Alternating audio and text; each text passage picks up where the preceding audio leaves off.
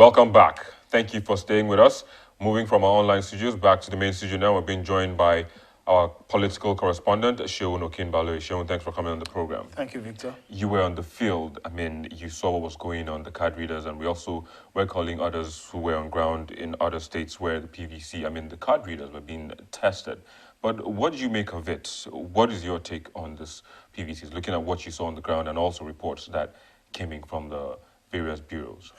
I think it was a very good opportunity for INEC to put those card readers to test because, before now there's been a lot of controversies trailing the card readers. And INEC said, look, we want to have a free and fair elections. And if your voter register has issues, the voter register, they're very important to any electoral process. They're in fact the spine of any electoral process. And when anybody, any voter or anyone who wants to be fraudulent tries to subvert the electoral process, subverting the voter register, trying to play pranks on the voter register, there's going to be a problem. So the first step in any election, on an election day, is the accreditation process. So, and if there's sanity in the accreditation process, that means to a large extent you have been able to curb any form of anomaly that may go in the way of the election. So INEC is tried to use the opportunity to tell Nigerians that, look, we want to put it to test, we want to assure you and every doubter of this particular device, we want to put them wrong and tell everybody that this device will work. But at the end of the day, on that day, it wasn't 100%. But to a large extent, for some of the places that I covered, I saw that it worked. For some people, 5 seconds. It was lower than that for some other people. 3 seconds for some people. It was incredibly amazing for INEC as an organization because looking at a situation where they had, say, people having 2 seconds, 3 seconds, and they're verified, and they have an average of 1 minute in mind.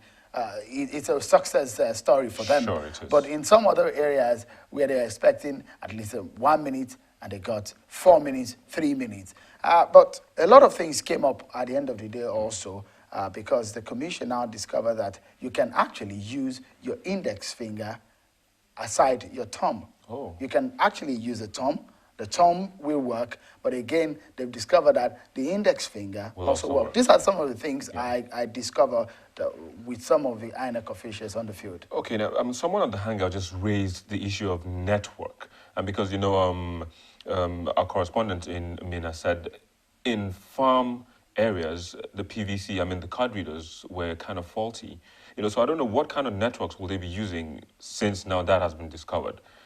Do they have plans to make network available in such areas, looking at the fact that the major network providers are yet to reach those areas? What will be INEC's response to such issues? Well, from my interactions with officials working with INEC, they've told me that it's a GSM-based technology that they are using on the card readers. And the card readers, according to them, is laden with 2 SIM cards. Okay. The SIM cards are also laden with the data per the polling units, because you know now that each of the card readers are now specific to polling units. So it has the data of perhaps more than what the polling units requires. But then it will serve for that particular polling unit. So, but what they are saying is that at the moment when you are at the polling unit, you actually do not need network to get verified, because all you need is laden on the device. So the itself. Okay. So the moment when you will need the network, according to INEC and the explanations that I've gotten, is that what they are trying to do is to per time and immediately on the field get all the verified data on the field, get it transferred into a unified database of INEC in Abuja. A unified database. So at the end of the day, what they are saying is that even if there is no network at the moment, after the accreditation exercise, you can now move to an area where there is network, and as soon as it gets network, it uploads it onto their database. But immediately, you would not need to get network to get your verification and the accreditation process going on. That's been the explanation from INEC. And so for people who have fears that, oh, in our area, there is no network connection. So it might not be, because if you now work or drive away from such locality to some kilometers away, you probably will not get network. So that's the explanation that I've gotten from INEC. Which, just before you go, before I let you go, I mean, there's so much furore over the contracts. Is it contract? No, not contract, but the time the INEC chairman is supposed to spend in office. But I mean, history again shows that Maurice, who left 3 months he went on terminal leave, and before him, Ibel Gubadia, 3 months. Why is it different this time around? Because there's so much hype surrounding Jega leaving or going on terminal leave.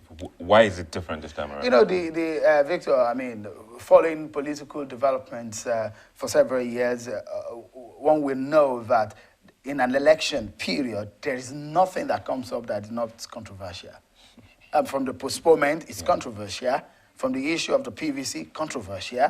For the issue, no, I've not heard or I've not really seen any letter to confirm that, to ask Professor Jega to go on terminal leave yet. But you know the way government jobs or public appointments work, in a lot of time, it's almost a given that when you, the expiration of your tenure is almost here, you go on a terminal leave about 3 months or so. The same thing we've seen with Professor Morris. But at this time around, whether or not that will happen for Professor Jega, there have been arguments for and against.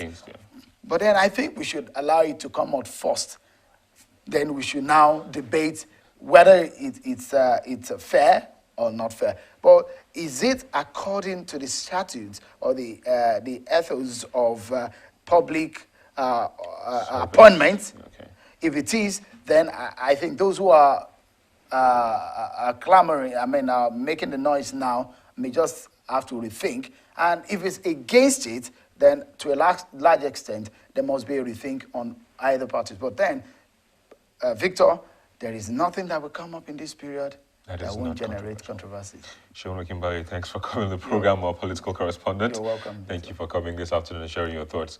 But that's where we are. We're running out of time, but we have to go now. But of course, we do see your comments coming through our social media platforms. We're going to look at some of them, and of course, look at the most viewed videos on our YouTube channel in the past week. We'll go on a break and come back and do that. Please stay with us.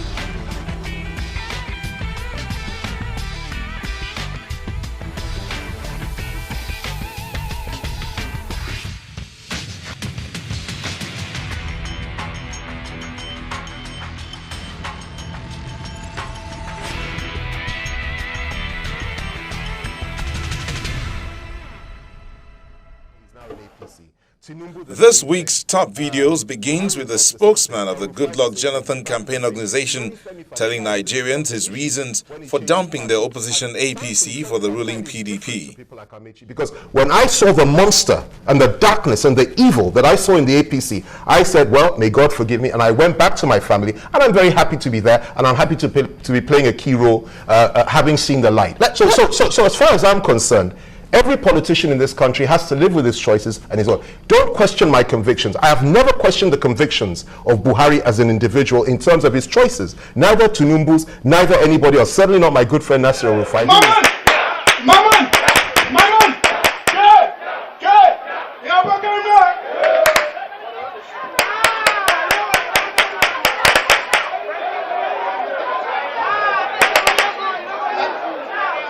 In the fourth position is the disruption of the APC rally in the southern town of Okrika.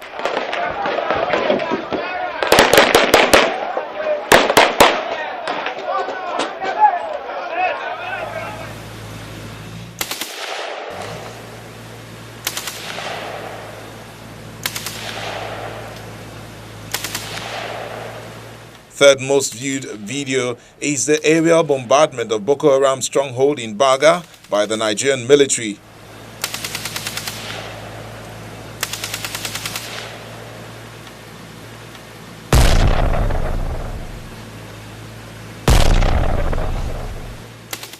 Nigeria's president taking a swipe at the opposition parties, alleging that the party members have bitterness in their hearts, comes in at number 2. So what change are they bringing? Every time you listen to them, you see the bitterness in their hearts. Bitter, anger, as if somebody has taken their property. Venom. And I said that, look, you cannot give what you don't have. If you don't have a peaceful heart, a friendly heart, you cannot bring peace to people. And topping this week's chart is former President Olusegun Obasanjo celebrating his 78th birthday in a football pitch and scoring a brace. That's corner kick! Corner kick! Oh, oh, oh! It is a goal! It is a goal! Yes, it is a goal! It is a goal! Vitalis on the ball, Vitalis is on the ball, Vitalis on the ball.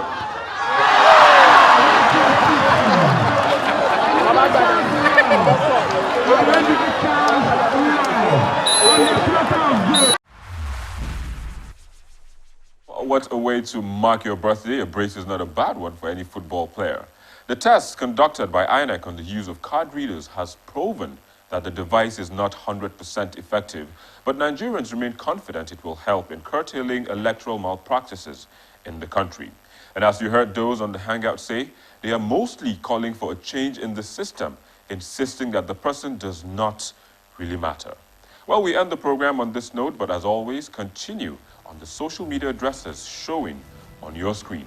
Thanks for keeping me company, and see you next week. I'm Victor Matthias.